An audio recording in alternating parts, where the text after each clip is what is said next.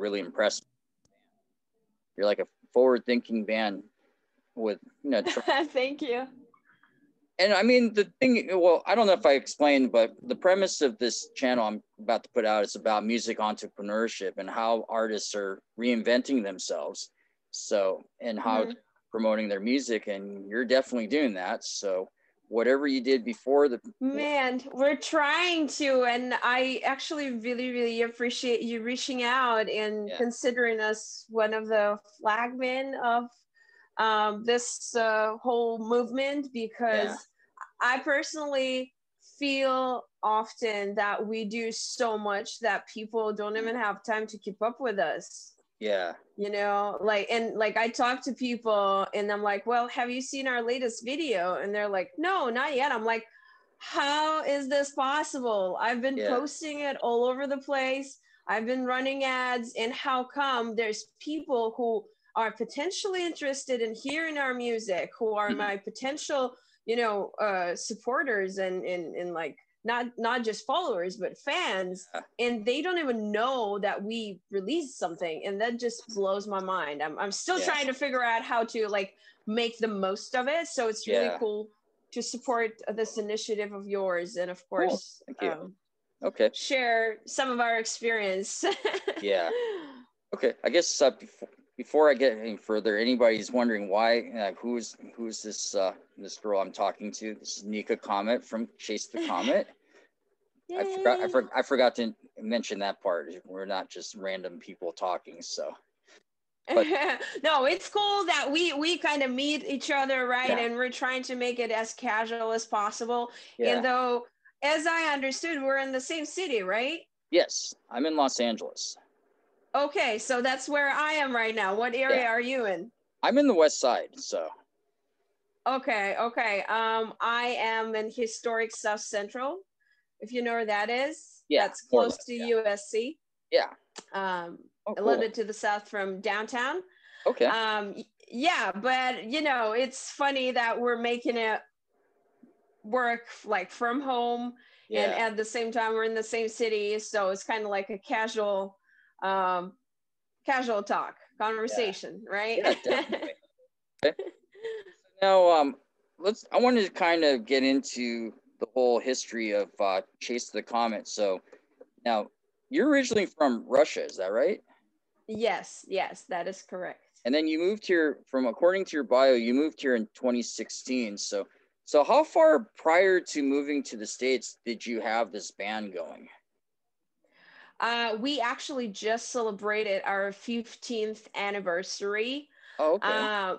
But the thing is, and this is probably one of the worst thing you can do as a band, as an artist, is to start doing something and releasing music under one name, and then later down the road be like, oh, you know what, that's not a good enough name, so I'm gonna go and change it. That's like, imagine if, say, I don't know, Tesla would start under a different name, or like Apple, and then they'd be like, okay, you know what, forget all the customers that we made, forget all the word of mouth that we've been able to achieve so far, we'll just change the name. That's exactly what we did. And what is even worse is that we did it twice, actually. Oh, you did? So we actually played our first show back in 2005. We were still in high school, because Alex and I, we met in high school. And for those who is watching this and who does not know, so our band Chase the Comet consists of two people right now. So that's me, Nika Comet, and I sing, I write songs, I manage all this stuff. And Alex, he's my husband. He's my high school sweetheart. And he's doing all the music production.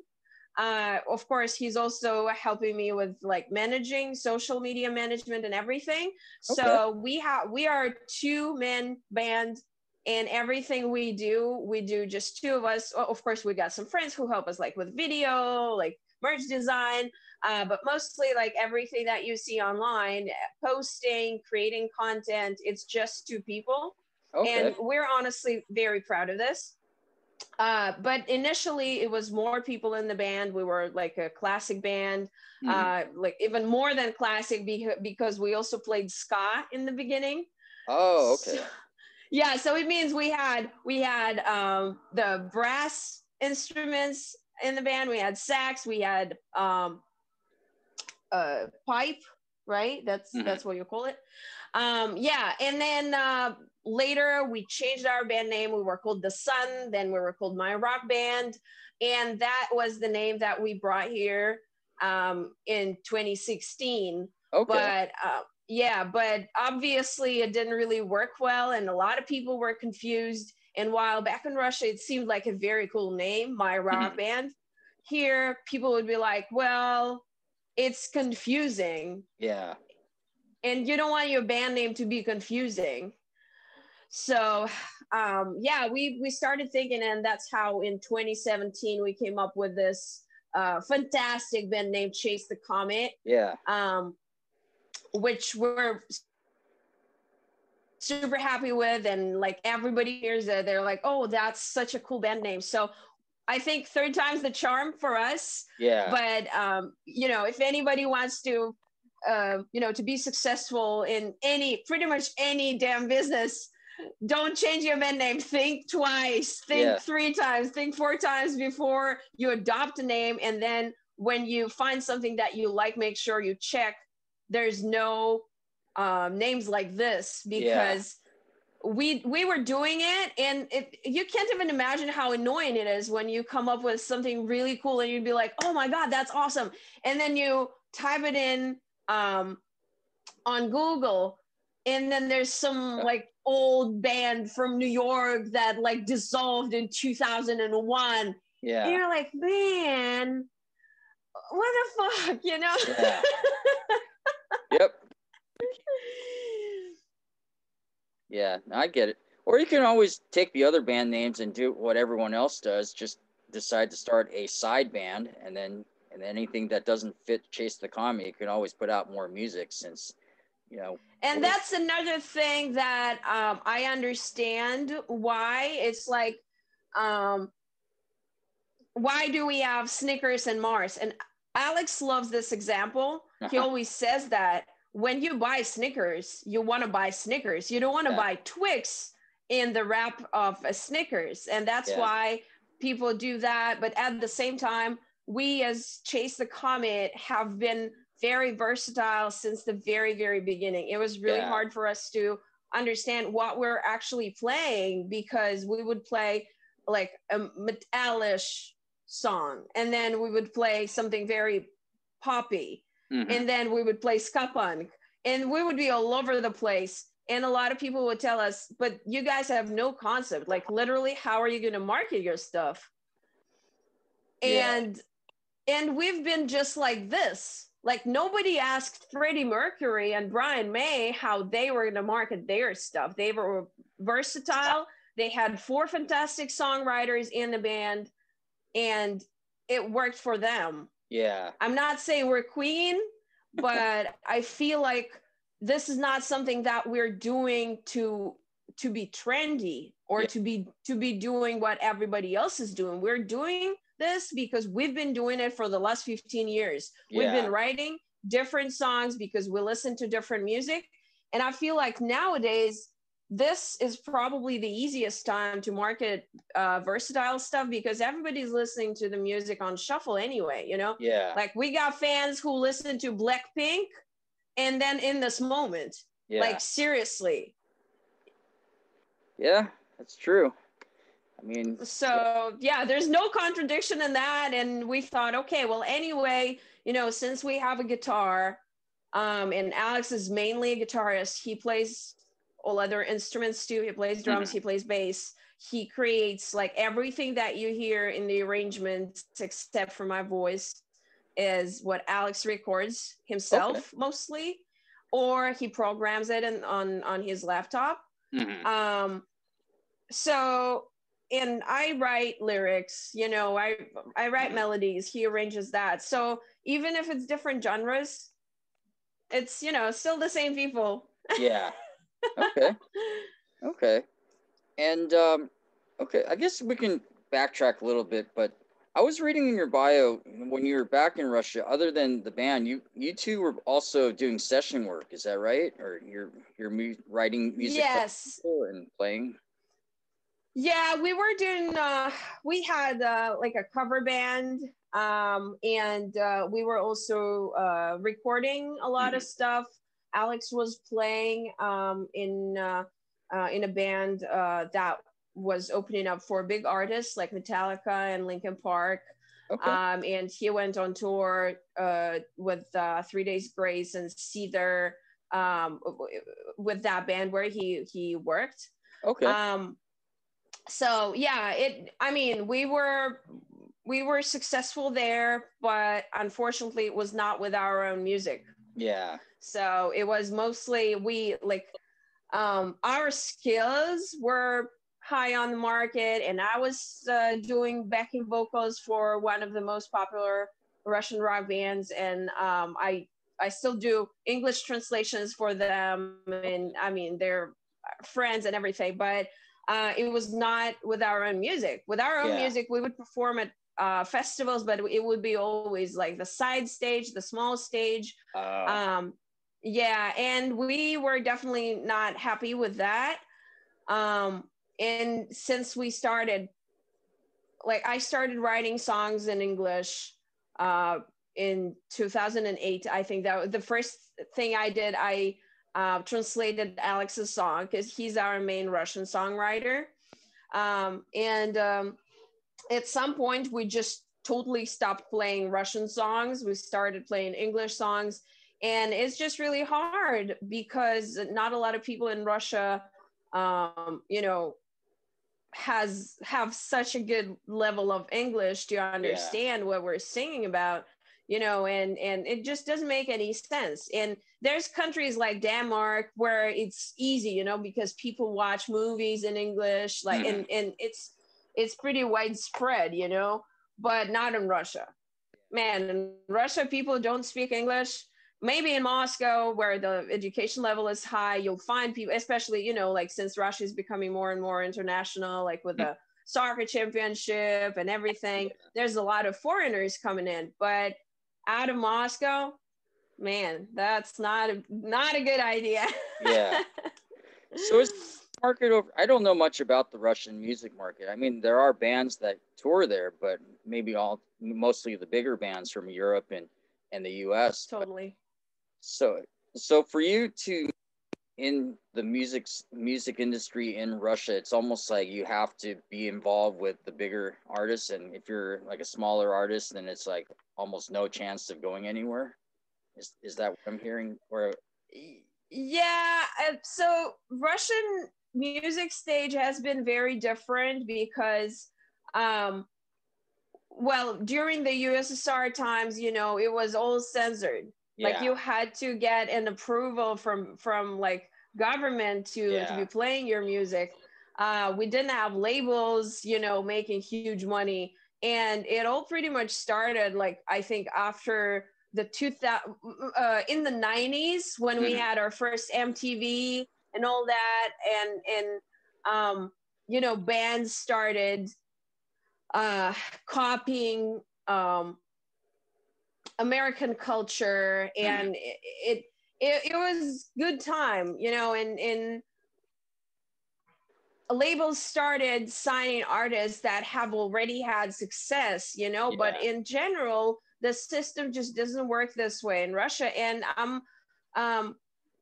in general, I don't really like what's happening nowadays with like the mainstream music genre, which is rap. Because I don't really like modern rap. I love rap in general. Like one of my favorite bands is Linkin Park. I mean, Mike Shinoda's rap is just like, man, come on. And I love other rappers. It's just, for me, it's about the music, and I can't really hear any music that's just too simple for me. I don't appreciate that, but at the same time, I understand that you know, what's trendy is trendy. It's mainstream, and in Russia, it's rap mostly right now. And just like here, they get popular through the internet, and then they just started, you know, just like Yeah. just making money. And that's when, when you're already making money, of course, all the big guys will come to you and be like, hey, you know what? Yeah. We will help you, but you got to share your money with us. Yeah. So it's pretty much like this. And they're mostly listening to like very low energy, non-musical, non-sophisticated music, like if we're talking about masses. But of course, I mean, there's always some good artists, talented artists. And since I've been living here for the last almost 5 years, I'm not really into the Russian scene. I'm trying to stay updated, like in my field, like what my, like my idols or my competitors doing. Yeah. And I'm trying to be like, okay, I'm trying to learn, and okay, so this is where like my niche is going. Yeah. Okay, that's understandable. So I was just curious, since I mean, it's like you have, coming from another country, you have different experience versus when you move to another country like the US, it works differently. So you must have different experiences since you've moved over here, and all of a sudden you're putting out music, and all of a sudden people pay attention, and all of a sudden you're like, wait, this is something new. So yeah, it was really rewarding when we figured out that Americans love us. yeah. I'll be honest with you, it's not that it was a surprise for me, because I feel like a creative person will be appreciated anywhere, just and it does mean what nationality he or she is, right? But it was really, really rewarding that people in smaller cities were curious. I haven't seen people who were hostile towards us, which I really, really appreciate. And we've been to some places, I'll tell you. We've been to Eureka, California, which is a very peculiar city. Yeah. We've been to Amarillo, Texas, which is a city in the middle of nowhere on the 10th, and which has pretty tough people. Yeah. And none of them were hostile. Everybody was curious. Everybody was open-minded. And if people had any questions, like people would approach us and they would be like, hey, tell us about Russia. Like, how is it there? Like, we've never been outside of our country. We want to know. And that really encouraged me and put faith in me about like the humanity, because I feel like a lot of problems of humans come from hostility towards difference.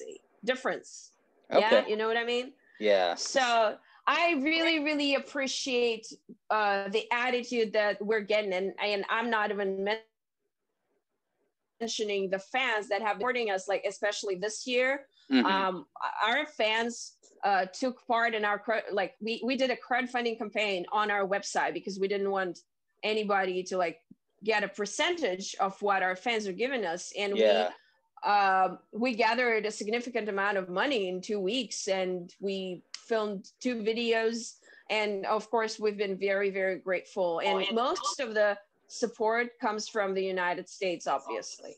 Okay, cool. So yeah. Okay. So prior to the lockdown, did you and Alex play live around or going on tour? It sounds like you guys played actually live. I don't mean the live stream, but actually in a club. Yeah, of course. You mean this year? Yeah, even this year or even prior to the lockdown.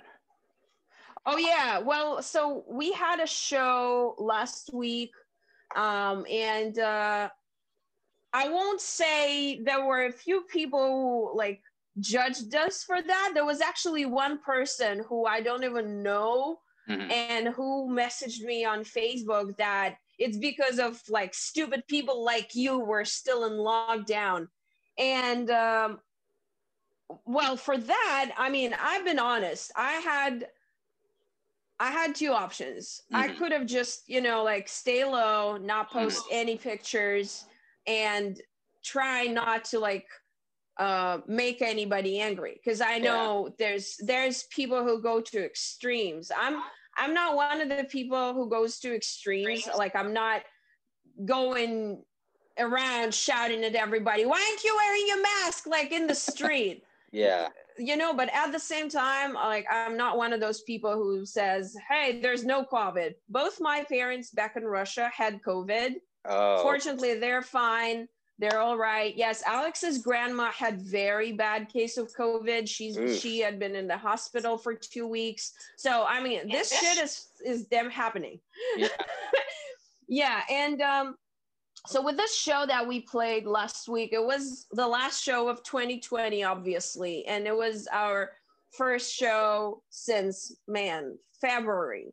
Okay. And we don't really have many places to go. We're basically staying at home all the time. Yeah. And before we agreed to play that show, it was actually, you know, a necessity, because we, as musicians, it's not our hobby. Yeah. I won't say this is our main income and this is the only way that we provide for ourselves in life, but we had a tour planned for this summer. Okay. And it was a national tour with over 20 cities, you know, and we invest money into printing merch. We invest a lot of money in advertising, well, as much as we can, you know, being like a family owned business. And we agreed to play that show money-wise because we were paid to do that. That's one thing. The other thing, we knew that we would sell merch there, and that would, you know, that would help us to make money. Yeah. And the other thing, that after playing the show, we also stayed at home for a week, you know, to make sure we didn't have any symptoms. Yeah. Fortunately, we don't. Yeah, and we try to keep it cool and just keep ourselves busy. For example, this morning we just went to San Pedro and filmed a video. Okay. Not like a professional official music video, but a video to release with the song. We just released an acoustic version of our new song, The Road. Okay. And so it came out without the video, and we thought, okay, well, we should make a video. So we went there, we shot a video, and you know, now I'm talking with you, so I'm just trying to create this impression that I have a lot of artistic things to do, you know, that I'm not limited in expressing myself. Also meditate every day to get into this state when it's like, oh my God, I only played 3 shows this year. Yeah. It's insane when I think about it, but at the same time, I know that we played a lot of live streams, and that's what everybody's been doing this year. Yeah. Right. So, you know, at least it's a new normal, so everyone's trying to figure it out. So no one really has a formula. So, but I mean, after experimenting, I mean, you guys were playing live prior to the lockdown, and you're trying all these new things. What are some of the things that you've learned from all these experiences? I mean, a lot of this is really, you're probably one of the few artists who've done some of these things like live streaming, because you were doing that maybe a little bit before the flood of every major band trying it now. So. Oh, I'm really flattered you've noticed. Yes, that's what we've been talking about here too. I told Alex, hey, we've been live streaming for the last 3 years at least, you know, like when they first added this feature on Instagram, we were there. We were already doing that. And I told him, okay, well, we need to make this regular. Well, the most important thing, I feel like people are chasing the wrong goals. It's all about goals. And this is equally important for solo artists and bands, because goals is where you start. So here's the thing. I'll start a little bit from afar, but I will come to this final explanation. So Alex and I started a band because, well, I mean, he started a band, I joined the band, and it was always about fun and spending time with friends playing music. you know, hanging out. And that's basically the purpose of a band. You play music together, you hang out, and you have fun. Yeah. Right. And the problem is that when we were growing up, because we started this when we were teenagers, so obviously we didn't think about goals, you know, we just wanted to have fun, you know, drink some beer, play some music. And we never asked our people like what their goals were. Yeah. You know, and that's why it was so hard, and it became even harder with the years because everybody has different priorities in life. Yeah. And even if some people would tell you, yeah, I would love to be a famous whoever drummer, I would love to be in like a famous band and make my money with music, but my mom told me. And that's when you stop talking to a person, because our bassist had been with us for 10 years. Dude, you know where he is right now? He's back in Russia. Oh, okay. Because he said, I can't go to America because I need guarantees. But when you're born in this life, you don't get any guarantees. Yeah. And that's exactly how we live, right? So you got to set your goals. And if there's a but, there is a but, like a literal but, which you're in. Yeah. You know, so like it's about goals.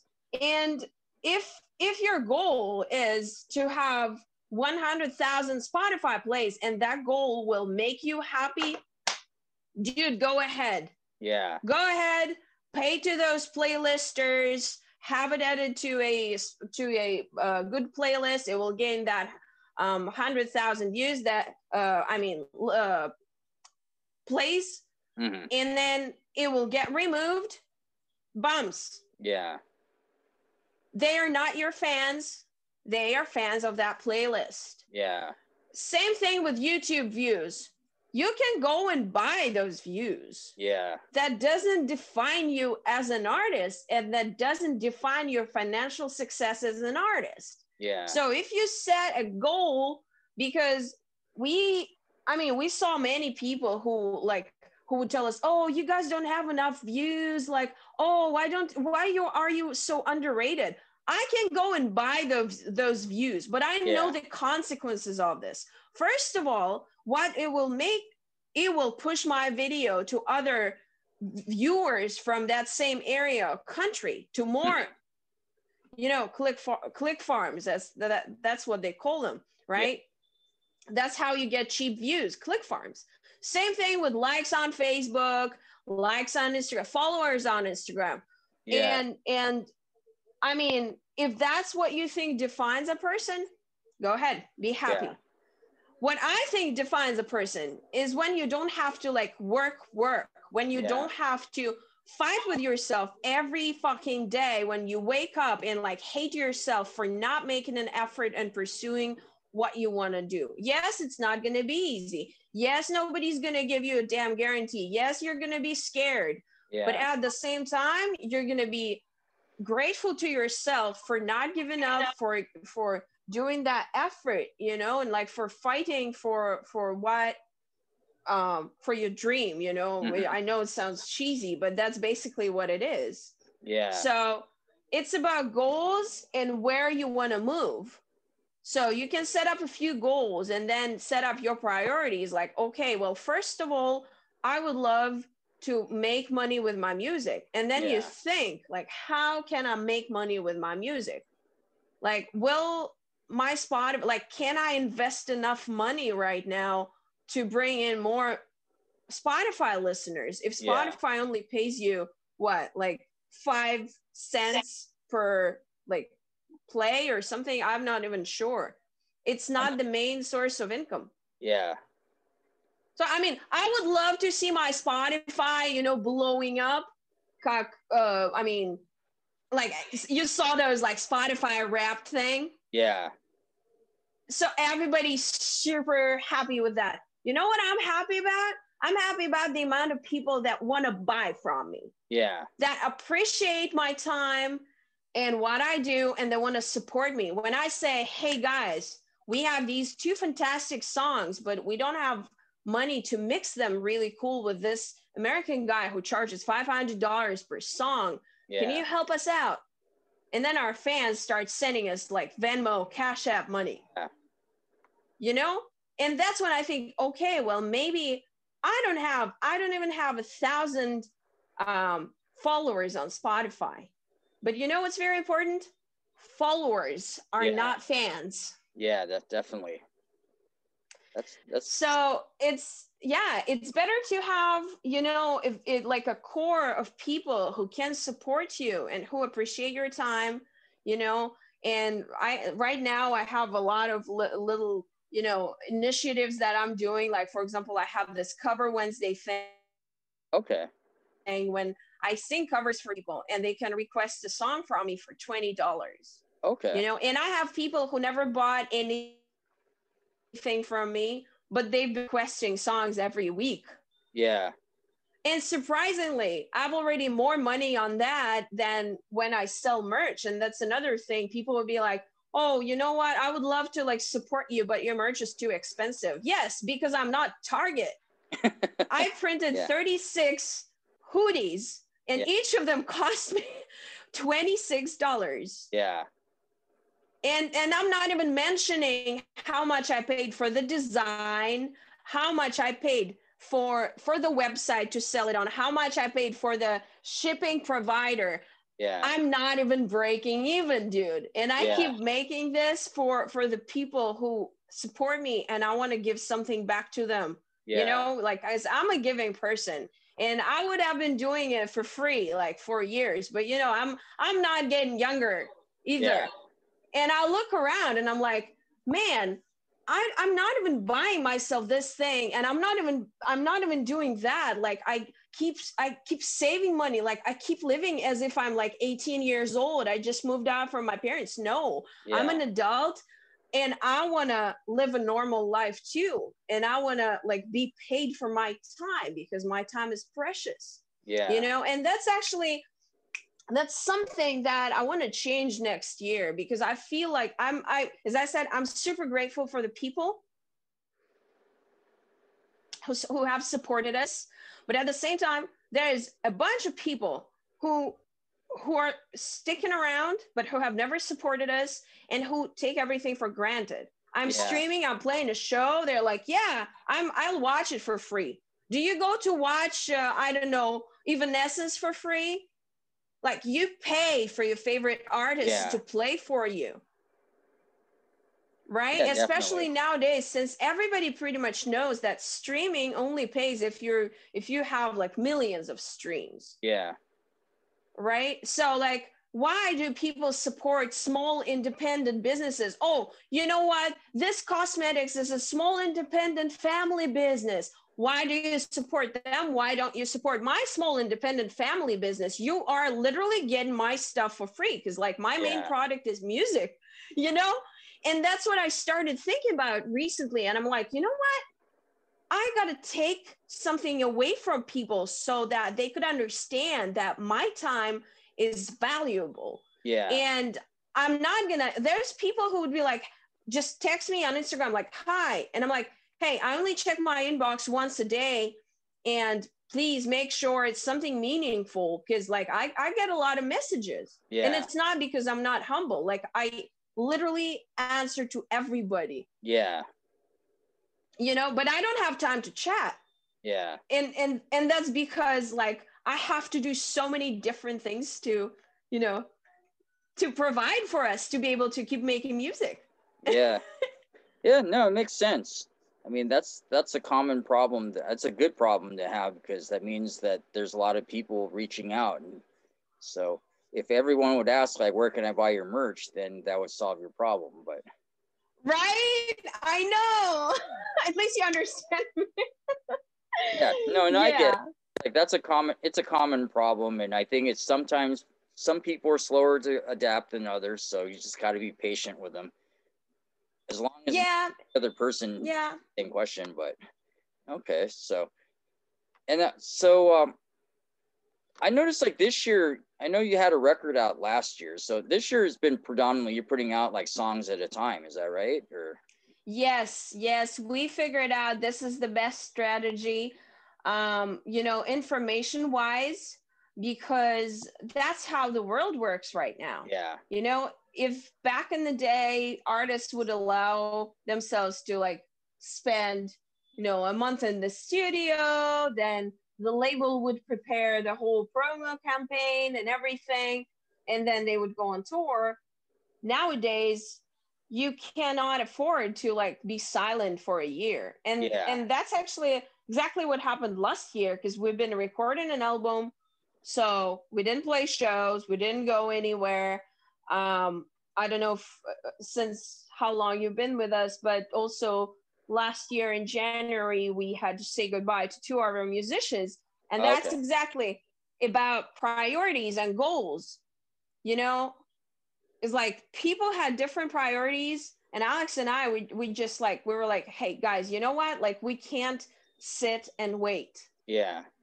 We need to create music, we want to create music, we want to play shows, even if they don't pay. Yeah. And even if we have to drive, that's what artists do. If you don't Yeah. want to tour, if you don't want to play music, if you just think that you can sit at home and then, you know, like gold will just start pouring on you from the sky, that's never going to happen. Yeah. If you want to do this, if you want to be a musician, then you got to love these things. Like I love to be on the road. That's my dope, you know? Yeah. And especially being with my husband, like that's everything I love. And last year we've been recording this album, we put it out, and then we had this cover single, that our first release on the label, All the Things She Said, that we released with Lena Scissorhands of Infected Rain.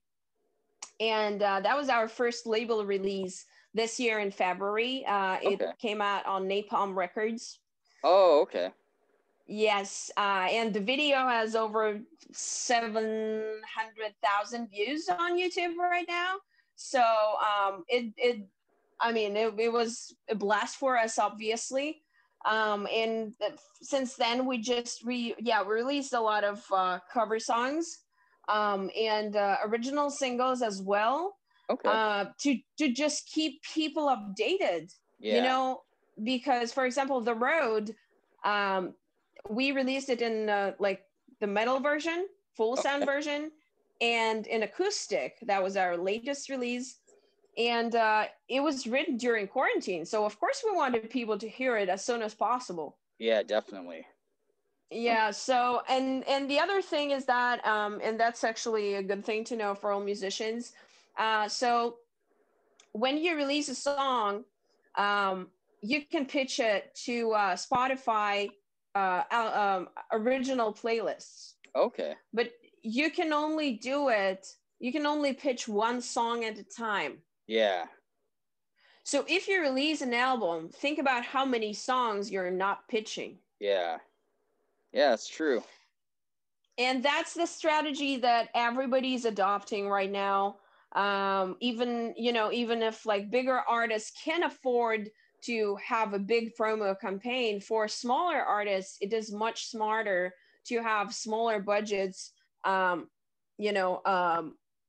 spread around the year, to promote a single, and then keep people like, you have to do something, like think about all the social media. You have to post, you have to create something. And if you're just keeping those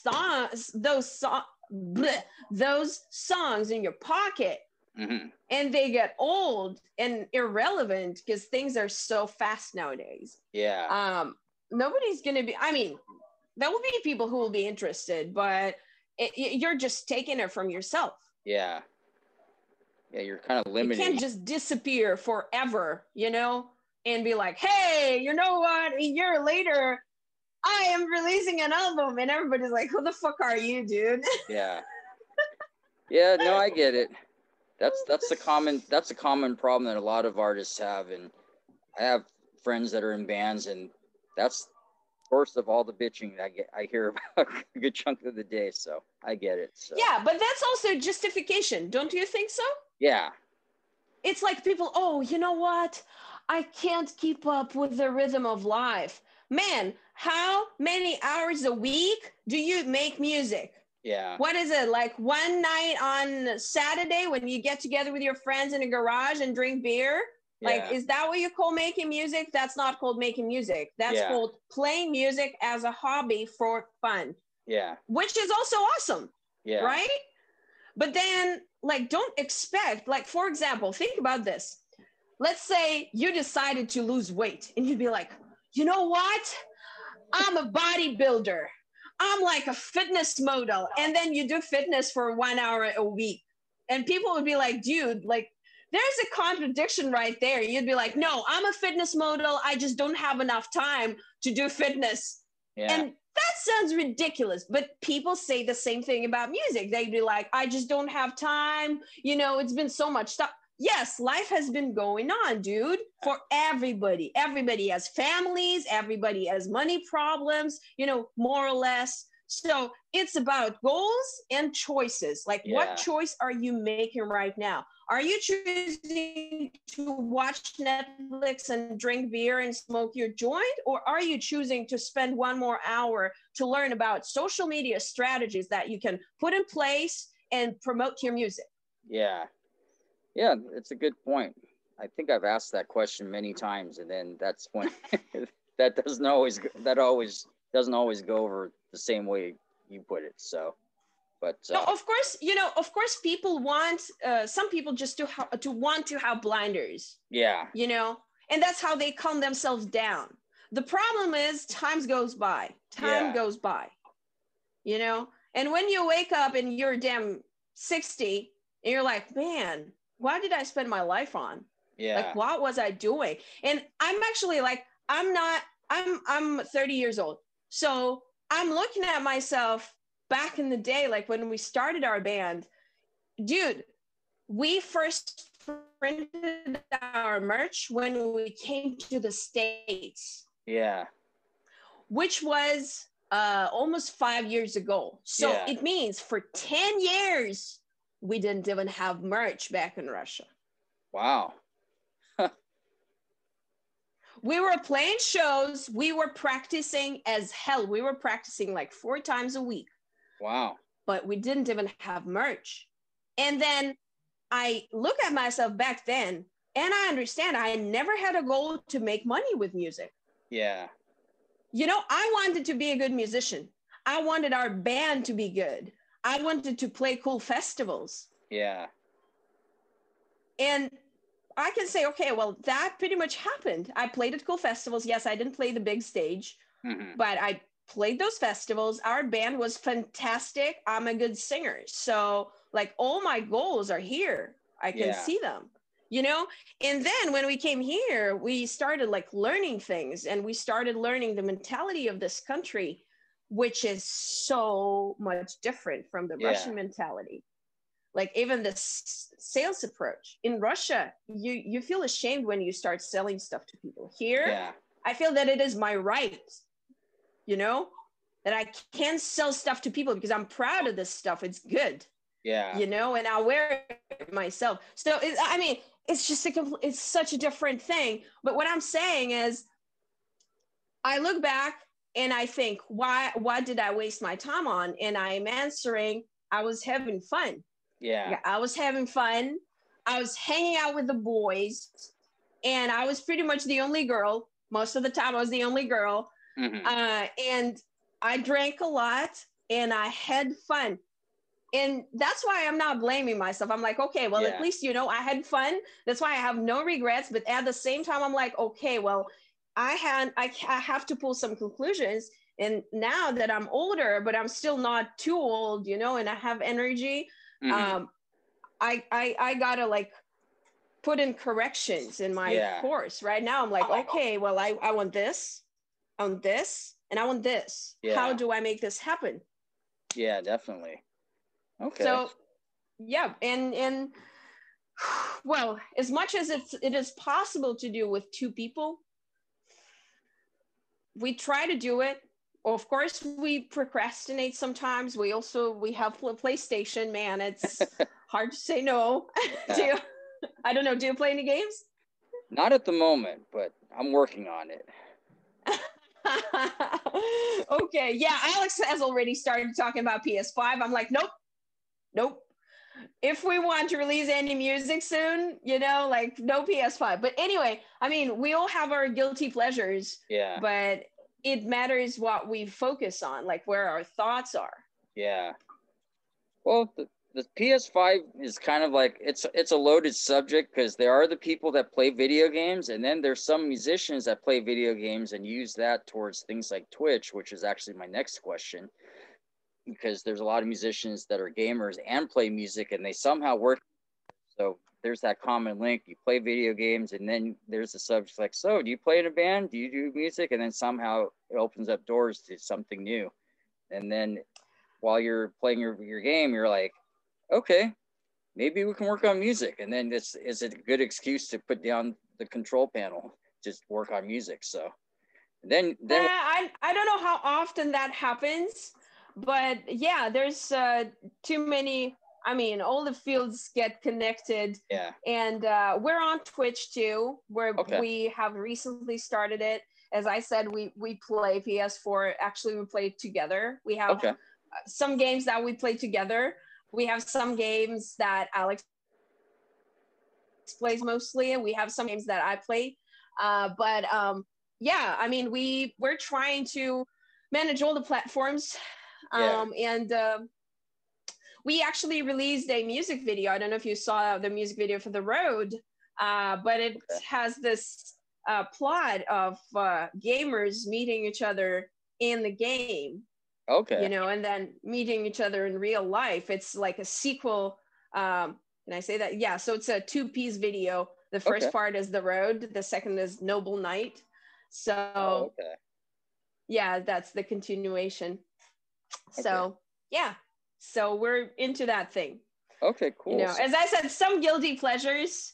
We've been sober, like alcohol sober, weed sober for the last almost 4 years. Is going to be 4 years for Alex in January, 4 years for me in March.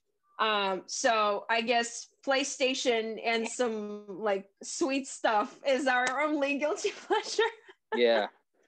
Twitch somehow turned it.